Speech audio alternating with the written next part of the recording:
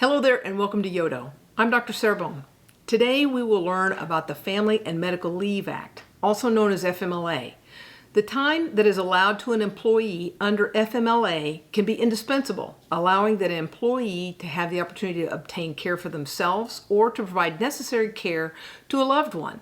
The Family and Medical Leave Act is the nation's first and only law designed to help people meet the dual demands of family and work when there's a serious illness. After a 9-year campaign led by National Partnership for Women and Families and the Women's Legal Defense Bond, this act was finally signed into law in 1993. The act has been used over 200 million times since then by U.S. citizens who require this desirable time. It is the time people need to care for themselves, their loved ones, address their own serious health needs, take care of a new child, without jeopardizing employment stability. The resulting positive changes in our national culture and our workplace environment, our employment permanency, has been significant, as prior to this, a person could be let go or laid off or simply terminated when a serious illness interfered with their work ability or work availability. Today I will talk about FMLA paperwork. I'm going to go through some of the requirements, and at the end I'm going to review some of the blanks that we're going to need to fill out, us, you and me, the patient, the physician, together on this document that employers require when requesting this type of leave. I'll begin with some of the common questions that are asked about, and these are going to include what is FMLA, how does an individual access this, and what does it entitle an employee to, as well as what's the duration that FMLA paperwork can cover. FMLA entitles an eligible employee up to 12 weeks of job-protected, unpaid leave for themselves or a qualifying family member for a medical reason. Other employee benefits include that the employer must continue to pay for the employee's health insurance as it normally would. So if the employee typically contributed to their health insurance plan, it is likely that the employee will continue to be required to make their usual payments while on leave. If employment is ended during FMLA time, then the employer does not have the obligation to continue to provide those benefits for coverage of that insurance after that the patient tells the employer that they're no longer able to return to work. The employer, however, is likely to offer that person the opportunity for continued health coverage under COBRA laws in that particular situation. And that's the Consolidated Omnibus Budget Reconciliation of 1986, and that's a very long and complex law that was put in place to protect rights of employees, employers, and with regard to patients receiving insurance. Remember that COBRA laws do not allow the employee to keep their insurance. However, the employee can keep some portion of that insurance, if not the full insurance, but they're going to be required to pay both their portion as well as the employer's portion since the employee no longer works for that company. And that's kind of a sidebar. We're not going to go down that rabbit hole any further than that. Back to the FMLA. The employee will have the right to return to that same job or the equivalent position upon return from that medical leave after it's been used. Employees that are in the highest 10% of paid employees at a particular company are not required to fulfill that obligation. The employer may not necessarily require to hold that job or provide a similar position when they return from FMLA. However, the employer is required to provide that information prior to using FMLA. The employer has to show that guaranteeing that particular employee that holding their job is going to cause substantial economic harm to the organization. And all of that has to be communicated in advance.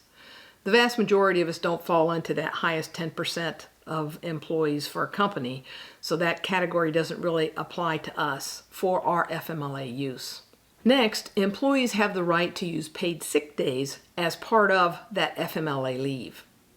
This employment protection that shields a person's employment when health issues are present is a huge step forward from what we had previously. For many, before FMLA was enacted, if a person took extended period of time off, the employer was most likely to let that staff member go.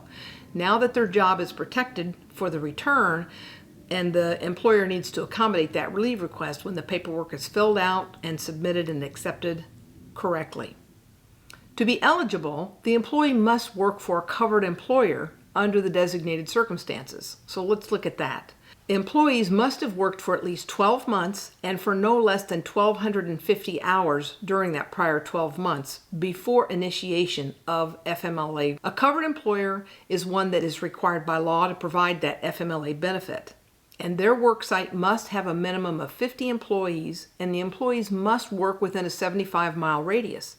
Thus, some remote employers may not be required to legally offer FMLA to their staff members. Other employer FMLA facts include the right to request the employee to provide the medical certification for that medical condition, the right to transfer the employee to an equivalent temporary position, and in some states or under some circumstances, the employer may request the employee to exhaust their paid time off, vacation time, and/or sick time or holidays. And that time may be included in the total of the 12 weeks of that protected FMLA time. The employer has the right to require the employee to use PTO during their FMLA leave. Thus, it's very important to communicate to your supervisor and your boss, as well as your human resources department, to ensure that FMLA is properly categorized and used correctly to fulfill everyone's legal obligation. When employers and employees both meet eligibility requirements, the benefit for the employee includes the right to maintain that same employer-based health insurance, the right to return to the same or equivalent position, and the right to use paid sick leave as part of that FMLA leave. Now let's go over some of the circumstances that are included under FMLA. If you yourself has a health condition, if you're caring for a new family member, such as a baby that you're welcoming to the family, or caring for a newly adopted child, or a newly placed foster child into your home. If you're caring for your child, spouse, parent that has a serious illness or health condition, if you're caring for a wounded service member or veteran, or if you need time away from your job to address a particular circumstance arising from deployment of a service member or yourself and you're a member of the armed forces. This FMLA employment protection allows the person to take that time off without losing their job, without loss of seniority, and to not lose that employer health insured benefit. FMLA really is an excellent benefit. Under FMLA rules, family members for the purposes of this Family Medical Leave Act include child care, parent, and self-care, as well as spousal care. FMLA definition of a child under the age of 18 is quite broad under this designation. Your children, when they're born, or a child that's adopted, or if the child is placed with you as a foster child, including a legal ward, all are qualified as children. For the serious health condition of a child, as indicated by one of the patient's providers, circumstances can include any person that's under the age of 18 that's under the employee's care. The legal definition includes a child for whom you have been responsible for day-to-day care or have financial responsibility for, even if there's no biological or legal relationship with that child. For example, a grandchild, a sibling, or the child of a domestic partner. One of these circumstances might exist and qualify that person that's under the age of 18 to be your child for the purposes of taking leave under FMLA, as you're acting as the parent for one of these covered capacities. This can also be extended to the care of an individual that may be older than the age of 18 that has been classified with a disability and is incapable of self-care that you provide care for. For this, you might think of an individual that has a mental disability that makes them incapable of living independently and relies on you for care although their age is over 18. With regard to a parent, whether it's biological, adopted, or an individual that has acted as a parent, all of these are included. This leave may be granted for those who acted as a parent to the employee when the employee was a child, even though there's no legal or biological relationship. Thus, you can see how the term child or parent can take on very broad interpretation by the U.S. Department of Labor and the FMLA Act. You will want to communicate with your provider as well as your HR department when filling this paperwork out to ensure that the areas of the forms are completed correctly. In addition to self, child, and parent, FMLA also covers care for your spouse. Any of these people are covered by FMLA as able to receive the benefits of the leave time for any of those applicable family members. Many individuals are included to be allowed access to this employee benefit because it's a privilege and it's a right. Next, we're going to look at the definition of serious health condition. Details that might be included in that are going to be a little bit vague, but sometimes the provider will provide a specific diagnosis. Your medical provider has already given the bad news to the individual, has probably already set up multiple anticipated appointments, but in other circumstances, the patient may have been accumulating missed work on a regular basis for a chronic condition, and the provider may not realize that FMLA time is needed.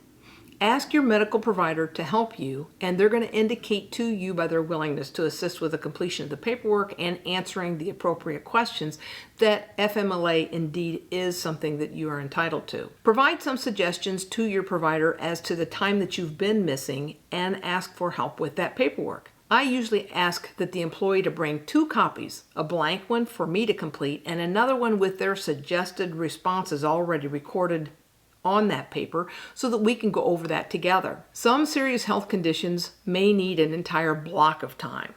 FMLA does cover for one block of time up to an entirety of that 12 weeks in one fiscal year. However, other health conditions, FMLA medical leave also is applicable for. The leave needed is going to be taken intermittently, such as a few hours off, a few days per week, or a few consecutive days per week, or possibly a few consecutive days per month, or maybe a few weeks here and there throughout a month's time over a 12-month time period. All of this must be specified in the paperwork. If your provider finds that it's medically necessary for you to participate in this type of care, they're going to specify on the forms for your HR department and for your employer. Many of these are case-by-case situations. When there are times that an illness involves a planned medical treatment that's going to occur on a regular schedule, that's explainable and understandable and covered by FMLA. In a situation where the employer may require you to temporarily transfer to another position, might occur if their work schedule is going to be at risk because you're going to be missing several days or several shifts. So it's a case-by-case basis. If you're going to only need to miss part of a shift or it's going to be so intermittent and irregular, the employer may tell you that when those days arise, they may ask you to take the full day off. So you do need to work with your employer on that. Nearly each situation is going to be unique and will need to be addressed on that case-by-case independent evaluation, and working with your employer is going to provide better satisfaction for you as well as for your employer. When you file your FMLA paperwork with your HR department, it's good for one fiscal year. So typically your provider is going to fill that form out from the date that the first missed absence was medically necessary, and then the completion date will be 1 year less 1 day later. Thus, the paperwork for ongoing chronic illnesses is going to be needed to be placed with your employer and filled out on an annual basis to give you that full 12 weeks yearly. FMLA paperwork that is completed, accepted, and processed is good for that 1 year, regardless of how many family members require the assistance. FMLA paperwork for one patient may be completed for multiple family members. And that sounds confusing because it certainly did to me when I first tried to write it down. So let me give you an example. Let's say that Mr. Doe just needs a little bit of time off periodically for his health condition. So he's still working full time and he requires his provider to fill out that FMLA paperwork. Mr. Doe is married, so he also wants his spouse to be able to take him to and from some of those visits and be able to help him around the house. So his wife also needs that paperwork filled out. Possibly the adult children are also going to lend a hand, and they're going to be taking some time off to come over and do things at the house and possibly help Mr. Doe with some of his activities and taking some of his medications or possibly going to some of his doctor appointments. So the adult children may also want FMLA paperwork for their employers. However, if one family member, an additional family member, becomes ill in the Doe family, more paperwork will not entitle those people to an additional 12 weeks. It's 12 weeks per employee regardless of how many family members are requiring assistance. I hope that helps a little bit to understand that if a second person within the same family becomes ill, it doesn't entitle the family members to have more leave. The provider may be bombarded at sometimes because one patient may have multiple family members all requiring FMLA paperwork. So please help us with these forms by accurately and responsibly filling out the portions that you need to fill out and you can fill out, and then providing the dates, times, and suggestions of what you believe your employer is going to require from you and what you think your loved one is going to need from you. So let's talk a little bit more about the serious health conditions. And this is written quite broad in the FMLA regulations and rules. It's any serious health condition that might prevent an employee or a person being cared for by the employee from performing their job, not just including medical treatments and physical conditions, but also including mental or psychiatric conditions. Thus, care of a newborn, adoption, or placed foster child, all being covered because those people need to bond with that new person to their family. Health conditions requiring multiple visits or chemotherapy visits, radiation treatments, people requiring time off for depression, anxiety, or other mental health conditions are all included under this very broad umbrella of serious health conditions, and many conditions that you may not even think of are covered. So talk with your provider. When the employee is the patient, the FMLA paperwork is just filled out for themselves for their own medical condition, and it allows them to have that time that they need to manage that health condition or receive that treatment. When the FMLA paperwork is filled out for the employee to care for another individual, this is also specified on the form of who that individual is to the employee and what type of care and assistance that patient is going to require and on what basis and frequency. And that's where that parent and child becomes so very important. The employer needs to have an estimate of the time off that's going to be needed, the frequency, duration of time, and the description of that medical need. So let's go through a form together.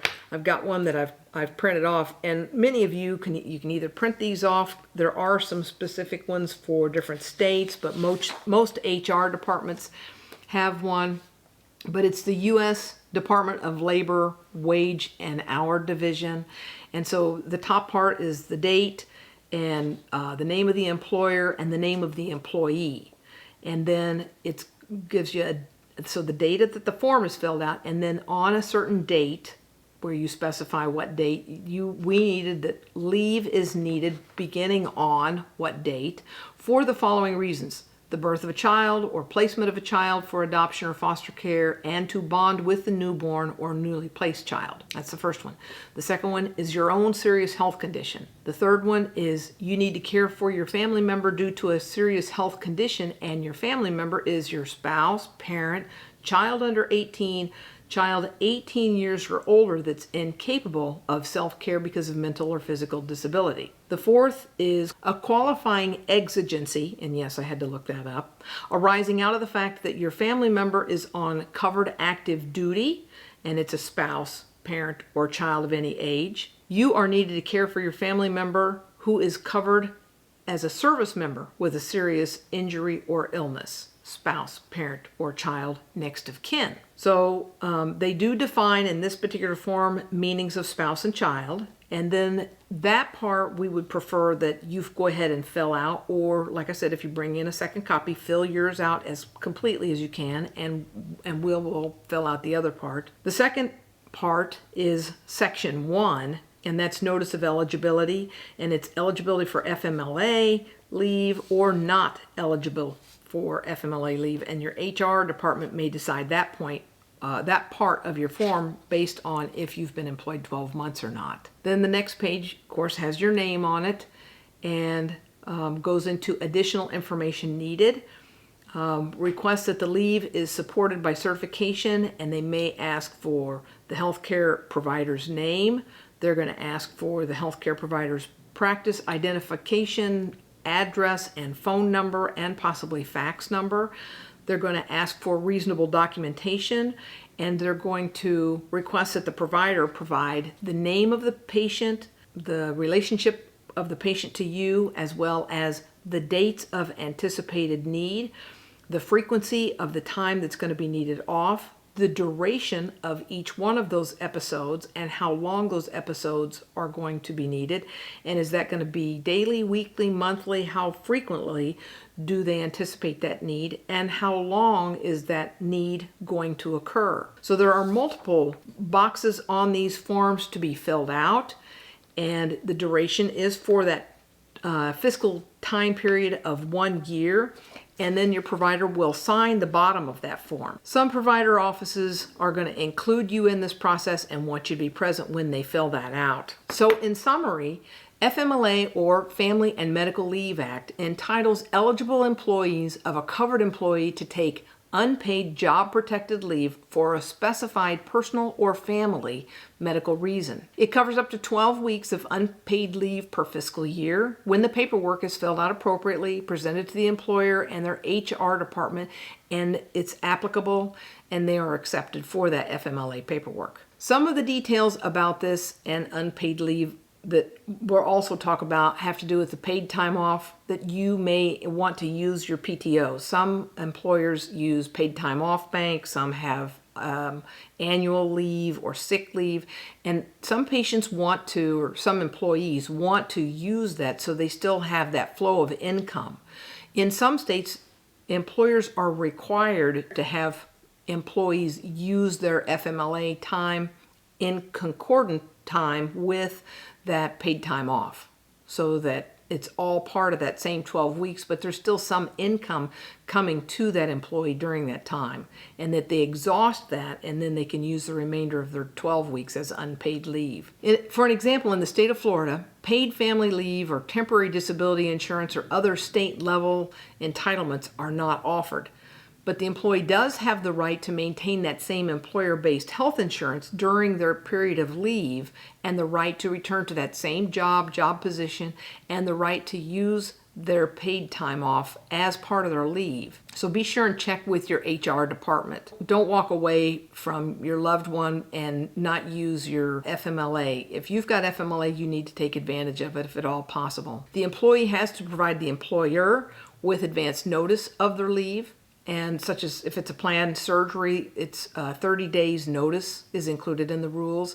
If the need for leave is sudden, you want to provide that notice to your employer as soon as reasonably possible. FMLA paperwork covers a lot of different questions regarding the amount of leave that's needed, the person that is needing the leave, and the type of care that's going to be delivered, and your provider will help fill in all of those blanks. You're going to notice that the FMLA paperwork has to provide enough information for your employer to know what the leave is for, whether it's welcoming a new child to the home, for the employee's own serious health condition, or the serious condition of spouse or parent, as well as serious condition of one of your children. So there's no secret phrases or magic words that are needed on the form, but just explanation of the need has to be present on that form. It may be needed that some additional questions have to be answered by you regarding your relationship to this person, if it's not a parent or if it's, say an adult sibling.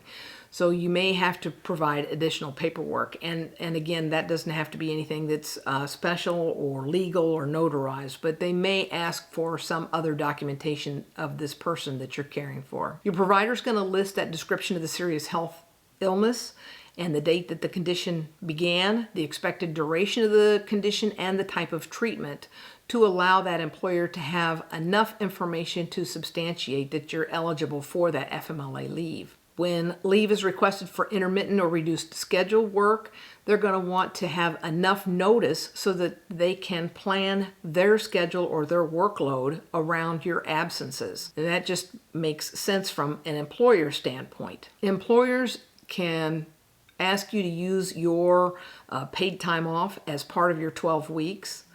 And then in a few states and districts, they may allow an additional 4 weeks of unpaid leave, but you'd have to check for your individual area to confirm if that 12 weeks can be expanded to 16.